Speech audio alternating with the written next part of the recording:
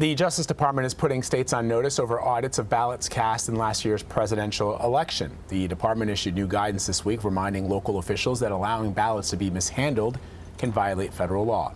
This comes as Republican-led efforts to conduct reviews of the 2020 vote are intensifying. Arizona's Maricopa County post-election audit has stretched on for months now, and yesterday, officials there picked up over 2 million ballots and other items that were subpoenaed by the state Senate for its audit. For more on this, I want to bring in Jessica Levinson. She is a CBS News contributor and a professor at Loyola Law School. Jessica, all right, explain to Anne-Marie and I about these new subpoenas and what it means for the state Senate audit. What are they trying to do? Well, what they claim they're trying to do is find evidence of fraud. What we know is that there has been bipartisan determinations by county registrars, secretaries of state, and other election administration officials throughout the country that there was no such fraud to find. So I'm sorry to start on this note, but this election audit, we should really put it in air quotes, or as Department of Justice members have said, kind of off the record, so-called audit.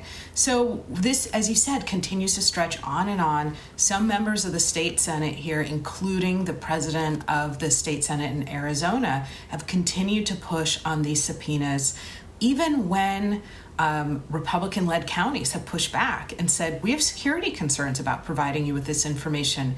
We are under duties, according to the law, to make sure that we protect this information. So what it means is that the so-called audit is continuing. What I suspect it means is that they have found no true irregularities. And what it means is that as long as this stays in the news, it can serve as a signal to other states, to other localities, to other private actors, that this is something that can cause disruption. So let's look at these guidelines issued by the DOJ. What are they, and do they actually hold any legal weight? No, so they are, in fact, just that, as you said, they're guidelines. So this is not a legal decision. These are not new regulations. These are, in fact, I think, very forceful reminders of what's already in the law. And the Department of Justice, I think, entirely appropriately is saying, let's remember that you have to be careful with these audits. And what they're saying here is, let's treat votes almost like the crown jewels. You can't just throw those around a room. You have to walk through a room with them, in a very specific type of box. We have to handle them with care. And the same thing is true for votes.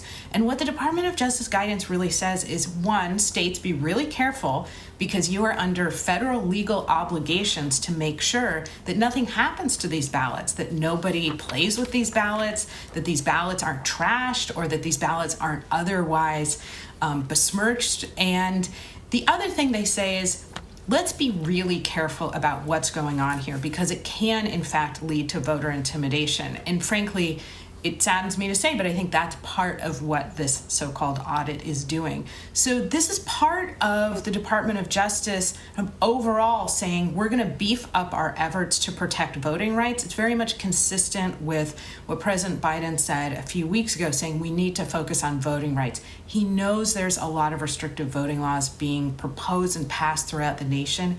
He knows the Department of Justice has to step in and be a strong player in that space. So, Jessica, what message are federal authorities and the Biden administration trying to send with this warning? I think they're trying to send a very strong and unmistakable one, which is, let's cut out these audits. We have people who do this. We have county registrars. We have secretaries of state. Some are Republican, some are Democrats, some are nonpartisan officials. And let's not intimidate them.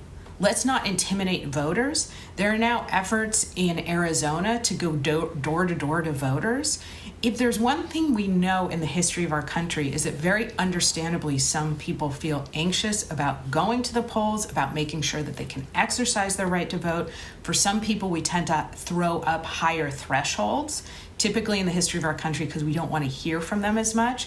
The Department of Justice is saying, cut it out. Don't do that. These state audits, don't think, other states, that this should become a pattern, because we know where this is going. Now, whether or not that whether or not there are any, as we would say, listening ears when it comes to that message, that remains to be seen. But it's guidance that unfortunately did need to be provided. How does the Civil Rights Act of 1960 factor into this? Yeah, in fact, great question. It factors into this by talking about preserving ballots and how jurisdictions have a legal requirement to make sure that ballots, in fact, are preserved and that they're preserved in a way that keeps them safe for, I believe, at least 22 months. And, you know, for people who are watching at home, you can think about if you are an accountant, if you're an attorney, if you work in an office where you deal with financial papers, there's often requirements that you have to keep your client's information safe for 3 years, for 2 years, for this amount of time. This is the federal government kind of acknowledging the same thing, that this is information that's very precious, very important, and we don't want you to throw it out right away. We want you to keep it safe. Again, because this is what determines who our representatives are in this democratic republic, and there's an acknowledgement here. You can't just shred these ballots the minute that you've certified. Yeah, you know, activists have been asking the Biden administration to sort of weigh in or do something in regards to some of these more restrictive voting laws that we've seen pop up from state to state to state. Federal government doesn't have a ton of tools, but the Justice Department is one of them, and so this is one of the ways that he can, I guess, exert some sort of influence. Jessica, thank you very much. Thank you.